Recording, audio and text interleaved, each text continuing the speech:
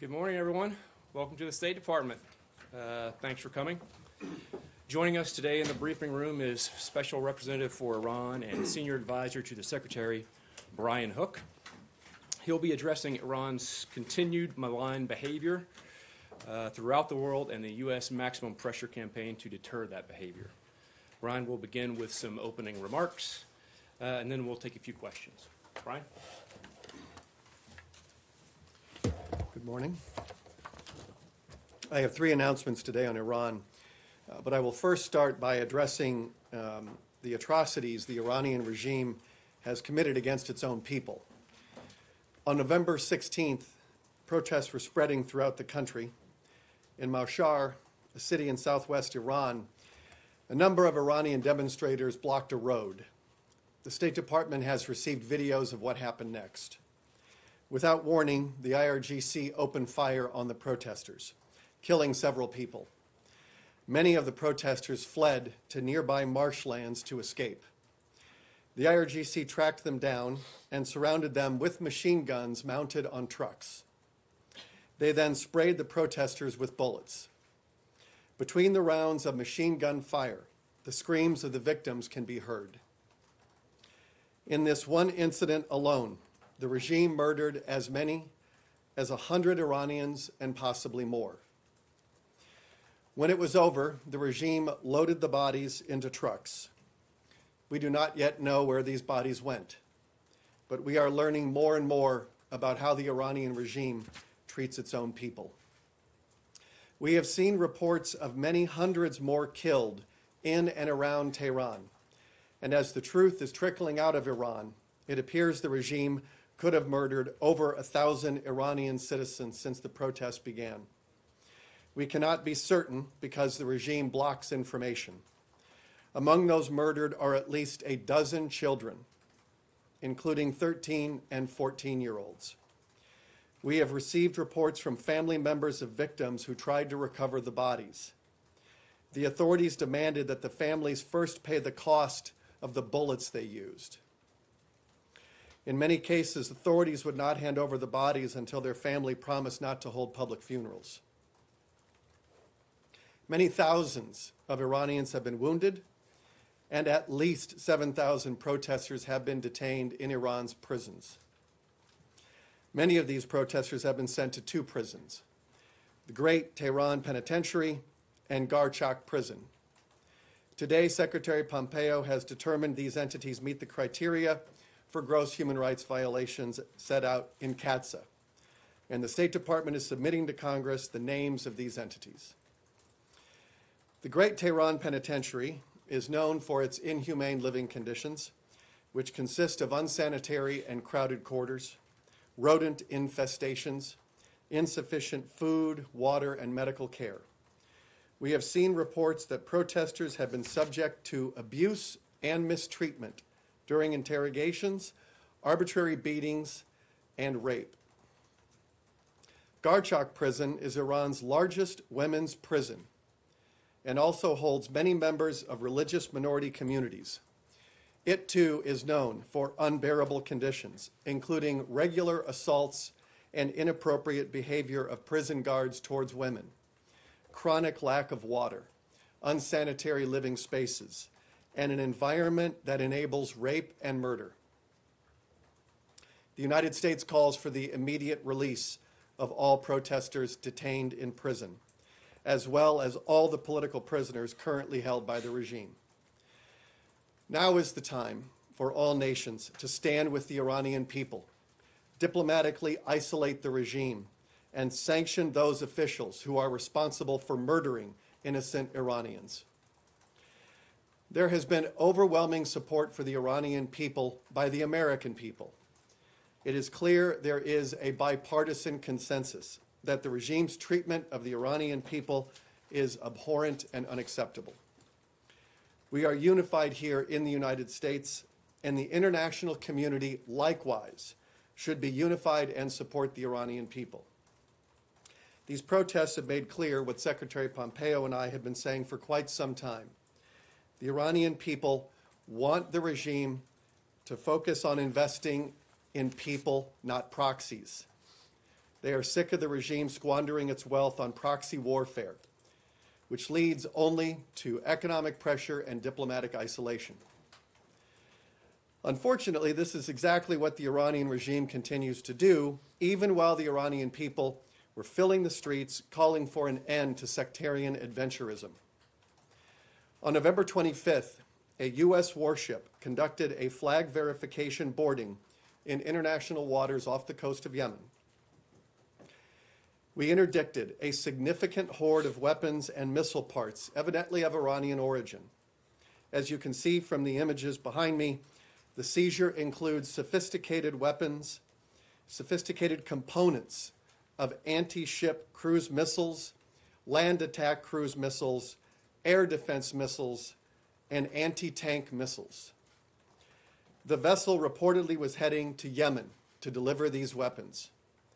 The weapon components comprise the most sophisticated weapons seized by the U.S. Navy to date during the Yemen conflict. I want to congratulate the U.S. Armed Forces and the U.S. Coast Guard for this important interdiction. This discovery is yet more proof of Iran's efforts to inflame conflicts in the region by proliferating deadly weapons to its proxies. It is also further evidence of how Iran repeatedly violates the UN arms embargo, which has been in place for over a decade. We should recall that the Houthis proposed a cessation of missile and air attacks with Saudi Arabia just days after the Iranians struck Saudi oil installations on September 14th. The Houthis' de-escalation proposal, which the Saudis are responding to, shows that Iran clearly does not speak for the Houthis, nor have the best interests of the Yemeni people at heart. Iran is trying to prolong Yemen's civil war to project power. Iran should follow the calls of its own people and end its involvement in Yemen. The Yemeni people have suffered far too long, and Iran has no legitimate interests in Yemen. Also relating to Yemen, I am announcing today that the State Department's Rewards for Justice program is offering up to $15 million for information on the financial activities, networks, and associates of Abdul Reza Shalahi. He is a Yemen-based, high-ranking commander of the IRGC's Quds Force. This is a part of the Rewards for Justice program for information leading to the disruption of IRGC operations. Shalahi has a long history of attacks against Americans and our allies globally. He planned multiple assassinations of coalition forces in Iraq, provided weapons and explosives to violent Shia extremist groups, and planned the January 20th, 2007 attack in Karbala that killed 5 American soldiers and wounded 3 others. In 2011, Shalahi funded and directed a plot to assassinate the Saudi ambassador to the United States, Adel al-Jubeir. This would have been carried out in a restaurant in Georgetown. Shalahi also aimed to carry out follow-on attacks in the United States and elsewhere. Had this scheme succeeded, as many as 200 innocent civilians in the United States could have been killed.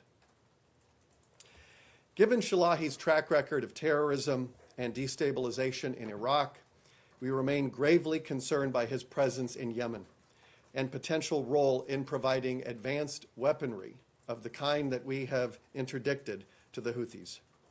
Iranian UAVs, missiles, and explosive boats have been used by the Houthis to threaten key civilian and economic interests and otherwise wreak havoc in the region.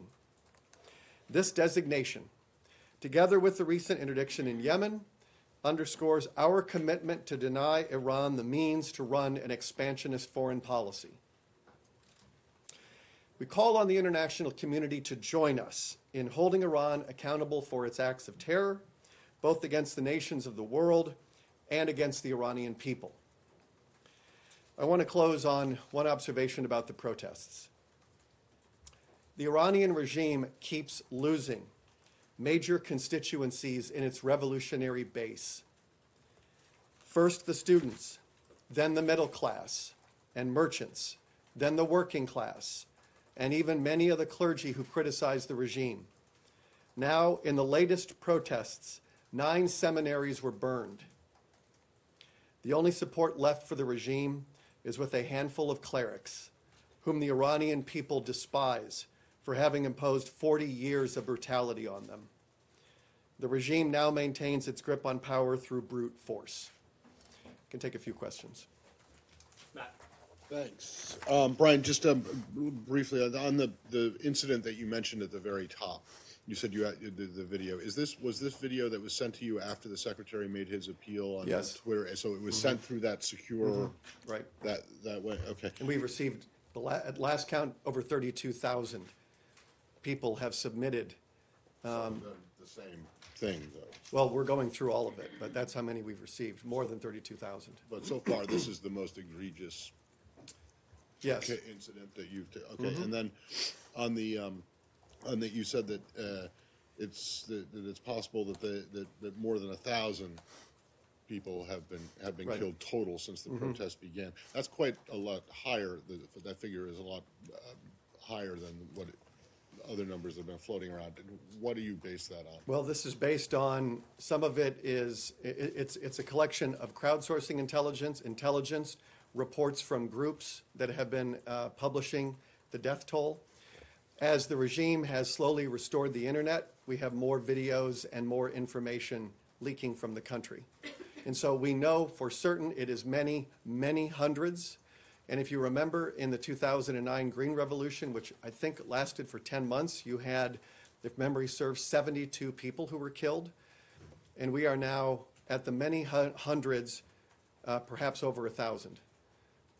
And this, look, we had protests in 100 cities. And we saw how the regime responded. The supreme leader referred to his own people as thugs. And this was a brutal crackdown. And so as more information comes in, we will continue to update you on the numbers, but that's what we have now. I just want to check. You just said we had protests in 100 cities. I'm saying. Not I'm sorry. suggesting that. Saying we saw, we saw, yes. Nadia. Thank you. Two questions. One of the ways that you promised to help the protesters was to reconnect the internet.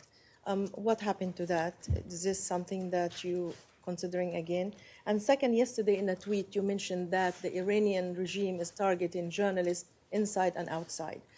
Inside it's understood, but outside, do you have any evidence that actually they're targeting Iranian American journalists in the United States or oppositions figures, and what are you doing to support them here if it happens? Well, the Iranian regime has a well-documented history of murdering and harassing journalists. If you look at the website, the Committee to Protect Journalists, they have on their count, the regime has killed 4 journalists over these many decades. We're in regular touch with journalists, and they're not only harassing journalists, they're harassing their families. Those who have connections to family in Iran, they're also harassing their families, which is a tradition of this regime, that if they want to get to people who are outside of Iran, they threaten the people that are still in Iran. And so we have been condemning the regime for its harassment of journalists, they jail journalists, they murder journalists. And so when you look at the Constitution of Iran, it guarantees basic freedoms: freedom of assembly, freedom of press, freedom of speech. And the regime is not only not protecting them, they're violating them. What was your first question?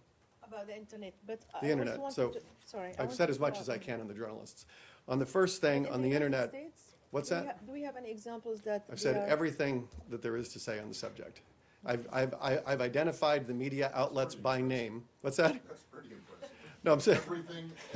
No, I'm saying that I have identified by name the media outlets and the journalists who are being harassed. It's very clear. I'm going to leave it as what I've said. And on the internet, yes, this was an unprecedented shutdown of the internet. One of the things that I'll point out is that Iran is in a tough spot because whenever they shut down the regime, we live in an e-commerce economy. And when you shut down your internet, you're shutting down your economy as well. And so they can only do this sort of trick for so long. It was an unprecedented shutdown of the internet, and there was enormous economic consequences for them, and they're already struggling economically. That's why they're having to raise the price of gas and to ration gas. And so shortly after I came into this role, we worked to get tools into the hands of the Iranian people that would allow them to communicate with each other in spite of regime efforts to shut that down. And we do know that tens of thousands of Iranians have used these tools that we have helped to facilitate communication. After every protest, we go through and do an inventory of lessons learned so that we can be more responsive to the Iranian people. Guy. Brian, thank you so much for doing this. Could you give us your assessment of who really is responsible for organizing the protests in 100 different cities? How organized is the uprising regionally? And also, what is your assessment of the exiled NCRI MEK organization with regard to their influence over the protests or their connectivity to demonstrators in various cities? The regime, I think, since in the Green Revolution in '09, decided that its best tactic it can use to prevent people from organizing is to shear off the bravest of the protesters, arrest them, and kill them. And so it is, look, they even jail and murder environmentalists when they organize, like the Persian Wildlife Heritage Foundation and the Canadian Iranian who was arrested. The Iranians claim he committed suicide. It's much more likely that they killed him in jail. This is somebody who is trying to promote wildlife protection. And so whether it's the environment or whether it's labor unrest or unrest about corruption and squandering their wealth on foreign adventures, the regime follows the same tactic of preventing any organized opposition. But what we've seen with these recent protests, this is the worst political crisis the regime has faced in its 40 years. And as my observation at the end pointed out, that in every decade this regime has been in power, it keeps losing larger segments of its society. So there isn't a monolithic organization. Is that what you're saying? It's an uprising that's sort of wider and chaotic and across society? Well, I don't have any comment on whether there's a specific group that is doing this, but the fact that you saw protests across so many different cities, and I would also just point out, none of these protests are against the United States. This is sort of a regular canard that I hear, that these sanctions are going to unify the Iranian people and they're going to rally around the regime. That hasn't happened. There are no protests against the United States. All of these protests are directed at a corrupt religious mafia that has been terrorizing its own people for 40 years. The reason I bring up Go to the next question. NCRI MEK. I don't have any comments on specific Time groups. for one more question? Yeah, one more question. It's fine. Okay. Abigail. Nice to see you, Brian. Abby. Has the U.S. seen this video that's been submitted by European members of the UN to the Secretary General of a flight test of a ballistic missile capable of delivering a nuclear weapon? And what is the U.S. assessment of that? And do you have any reaction for what the Europeans are calling for? Is this in reference to the E3 letter that went out yesterday? Yeah, the E3, I think, decided to, as best I can tell from the letter, condemn Iran's violations. Well, I think the E3 said that they're consistent with Iran's obligations under Resolution 2231. And so, in response, Foreign Minister Zarif said that Iran is determined to resolutely continue its activities related to ballistic missiles. So we already have a response from the Iranian regime that it will continue with its ballistic missiles and its space launch vehicles. One of the many deficiencies of the Iran nuclear deal is that it ended the prohibition on Iran's ballistic missile testing. That was one of the concessions that was made. It was a mistake. And we are trying to restore that, among other things, the UN standard of no enrichment. And we need to renew the UN arms embargo that expires in about 10 months, and the travel ban on Qasem Soleimani and 22 other Iranians that are also going to be lifted under the Iran deal. And so I think we have seen an expansion of Iran's ballistic missile proliferation and missile testing during the life of the Iran nuclear deal, and we are trying to reverse those gains. We are trying to reverse many of the gains that Iran has made on its missile program and its regional aggression over the last many years. That'll do it. Thanks. You say the regime is positive. Is the policy of the United States